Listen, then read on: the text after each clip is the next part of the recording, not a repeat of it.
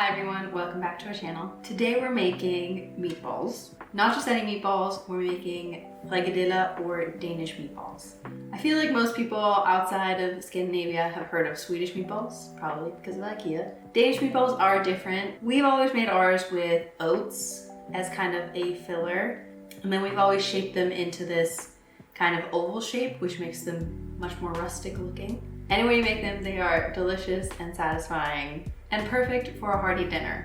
We usually like to eat these with like a potato side and maybe a salad. If you'd like to learn how to make Danish meatballs, keep on watching. To make Frikadeller or Danish meatballs, you're going to need ground meat, and ideally it is a mix of pork and veal. Sometimes you can get a package of pork, veal, and beef that's labeled meatball or meatloaf mix. If you can't find that, you can also just use ground pork. This recipe usually calls for 1.5 pounds or around 680 grams of ground meat. If you can only find a pound or 450 to 500 grams, you can also just use that. I would just add a little bit less oats and a little bit less milk, but keep most everything else the same. You're also gonna need 1 large egg, a small to medium sized onion, 1 teaspoon of garlic powder, around 1 teaspoon of dried thyme. If you're using fresh, you can go up to 1 tablespoon. 75 grams of oats. We use old-fashioned or rolled oats. 2 tablespoons of flour, salt and pepper, and last but not least, a little bit of milk to make the mixture easier to work with. It's around 100 milliliters of milk. We're gonna start by chopping up our onion very finely. If you're brave, you can grate it, but I don't feel like crying today, so I'm gonna just try and chop it as finely as I can. And then once that's chopped, we're just gonna combine all of our ingredients in a medium-sized mixing bowl.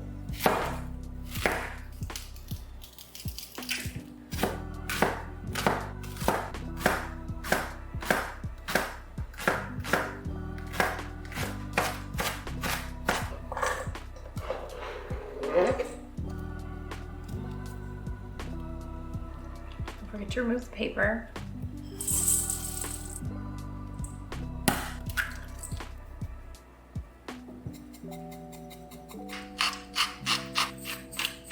Before I add in the milk, I'm just gonna break this up a little bit.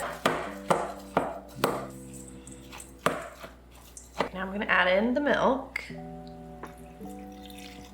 And the milk will help bring everything together so that you can actually form meatballs with this. If it's really dry, you can add more milk. If it's super wet, I would add more flour. And we're really just combining until everything looks like it's evenly mixed in.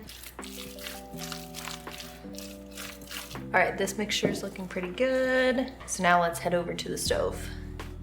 I like to cook Frikadeller in a cast iron pan.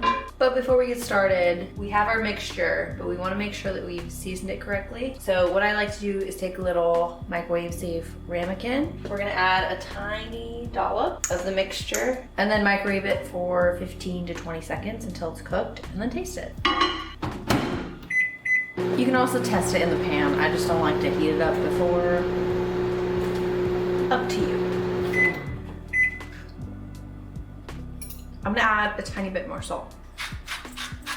Now that everything's ready to go, we're gonna turn our pan on, medium, high heat to start. Once the pan is starting to feel like it's warm, I'm going to add some vegetable oil. You can also use a combination of butter and oil. I just like to use the oil because it stops the bottoms from getting too dark.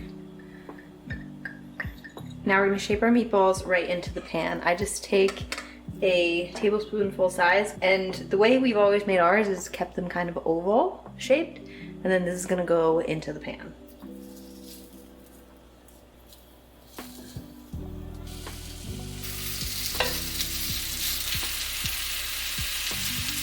I managed to squeeze them all on here today, but if you can't, you might just have to do this in 2 batches. I'm gonna turn the heat down to medium now. And it's always a good idea to check the ones in the center, because if your stove is anything like mine, it's very concentrated in the center and the outsides don't get quite as hot.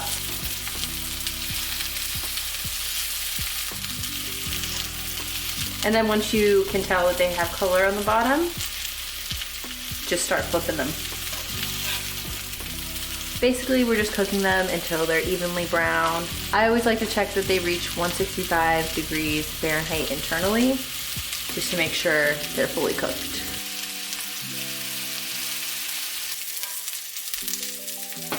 They've all cooked through, so now I'm gonna turn off the heat and move them to a plate.